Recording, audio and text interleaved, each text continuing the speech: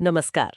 आज हम कुछ दिलचस्प स्रोतों की गहराई में जा रहे हैं, मतलब बिजनेस, टेक, दुनिया में जो चल रहा है। कोशिश यही है कि इन सब अलग-अलग खबरों से कुछ मतलब निकालें, समझें कि दुनिया किस तरफ जा रही है। तो चलिए शुरू करते हैं।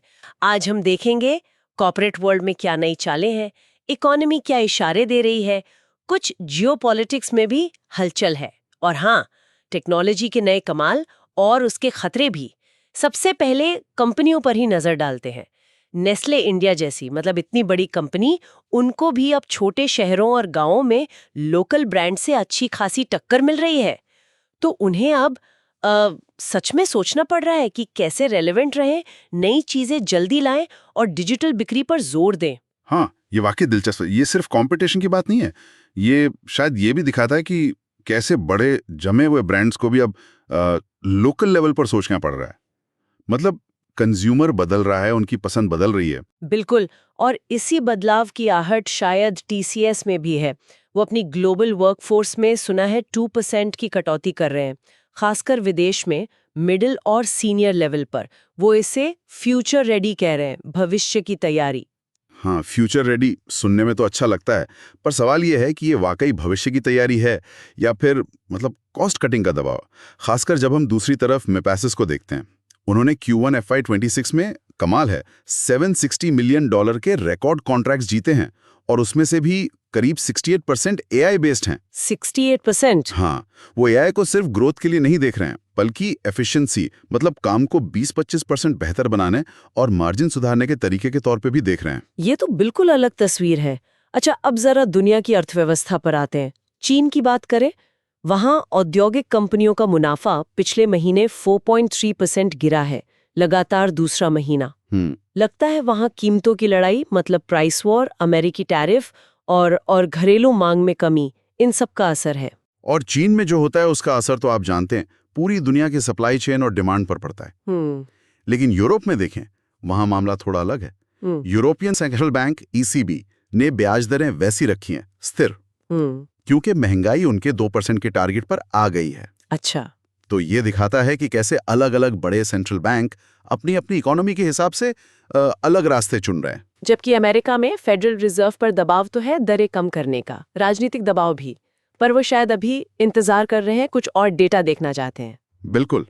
अच्छा, अब भारत की बात करें तो यहाँ शेयर बाजार में निफ्टी शेयरों में काफी शॉर्ट पोजीशन दिख रही हैं। हाँ। शॉर्ट पोजीशन मतलब कि बहुत सारे ट्रेडर्स बाजार के गिरने पर दांव लगा रहे हैं। पर कई बार जब बहुत ज्यादा शॉर्ट पोजीशंस हो जाती हैं तो वो अचानक तेजी का सिग्नल भी बन जाता है, कंट्रेरियन व्यू जिसे कहते हैं। हाँ, ये तो है। और इसी उथल-पुथल के बीच लगता है हाइब्रिड म्यूचुअल फंड्स लोगों को पसंद आ रहे हैं। सही है, क्योंकि वो इक्विटी और डेट दोनों में पैसा लगाते हैं, तो थोड़ा जोखिम कम करने की कोशिश करते हैं। ऐसे माहौल में वो आकर्षक लगते हैं। अच्छा, अब थोड़ा दुनियादारी जियोपॉलिटिक्स पर आते हैं। रूस करीब 30 साल बाद उत्तर कोरिया के लिए सीधी कमर्शियल फ्लाइट्स शुरू कर रहा है। 30 साल बाद? ये तो बड़ी बात है। हाँ, ये साफ दिखाता है कि मॉस्को और प्योंगयांग के बीच नजदीकियां कितनी बढ़ रही हैं। और देखिए, इसी बदलती दोस्ती दुश्मनी के बीच जो संसाधनों की दौड़ है वो भी तेज हो रही है। एक तरफ चीन है जो रेयर अर्थ मिनरल्स के एक्सपोर्ट पर शायद कुछ रोक लगा दे। हाँ, ये खबरें आ रही हैं। तो दूसरी तरफ भारत की सरकारी कंपनी NLC इंडिया, वो अब विदेश में जैसे माली में लिथियम और कोंगो में कॉपर कोबाल्ट जैसे जरूरी खनिज ढूंढ रही है। ये एक तरह से सप्लाई चेन को डी रिस्क करने की कोशिश है, सिर्फ चीन पर निर्भर ना रहने की। बिल्कुल।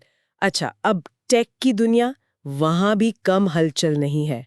भारत में शाल्बी हॉस्पिटल्स ने सुना है दुनिया की पहली पूरी तरह से automatic robotic joint replacement surgery की है। ये तो कमाल है, मतलब पूरी तरह ऑटोमेटिक। हाँ। ये तो मेडिकल प्रिसीजन, मतलब सटीकता के लिए एक बहुत बड़ी छलांग है। लेकिन हाँ, टेक्नोलॉजी के साथ जोखिम भी आते हैं। जैसे एलियंस लाइफ इंश्योरेंस का मामला है। हाँ। उन्हें एक बड़े डेटा ब्रीच का सामना करना पड़ा है। कहा जा रहा है कि उनके लगभग 1.4 मिलियन ग्राहकों का डेटा, 14 लाख, हाँ, उनकी निजी जानकारी खतरे में पड़ सकती है। और एक चेतावनी ओपन AI के CEO सैम ऑल्टमैन की तरफ से भी आई है। हाँ, बिल्कुल। उन्होंने कहा है कि चैट GPT जैसी AI के साथ जो बातचीत होती है वो कानूनी तौर पर गोपनीय नहीं मानी जा सकती, उसे कोर्ट वगैरह में सबूत की तरह पेश किया जा सकता है। ये तो बहुत बहुत अहम बात है। हम सब यूज करते हैं इन दिनों। बिल्कुल। खासकर जब एआई का इस्तेमाल इतना बढ़ रहा है। अच्छा, जल्दी से कुछ फाइनेंशियल खबरें भी देख लेते हैं। पूना वाला फिनकॉर्प, उनका इरादा है FY26 तक AUM मतलब उनके प्रबंधन में जो संपत्ति है उसे 40% से ज्यादा बढ़ाने का।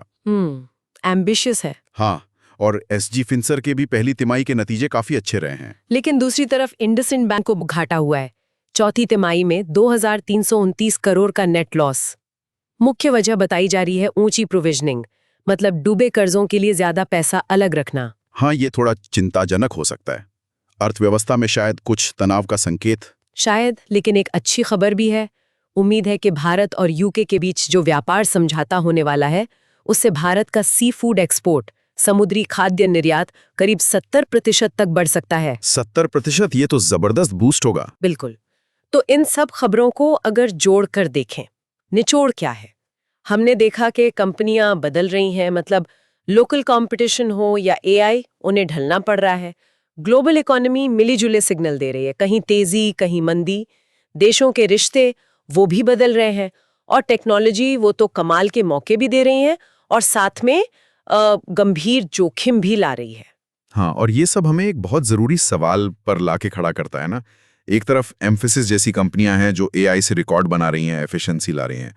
दूसरी तरफ ओपन एआई हमें चेता रहा है कि बातचीत प्राइवेट नहीं है, कानूनी जोखिम है, एलियांज में डेटा ब्रीच हो रहा है।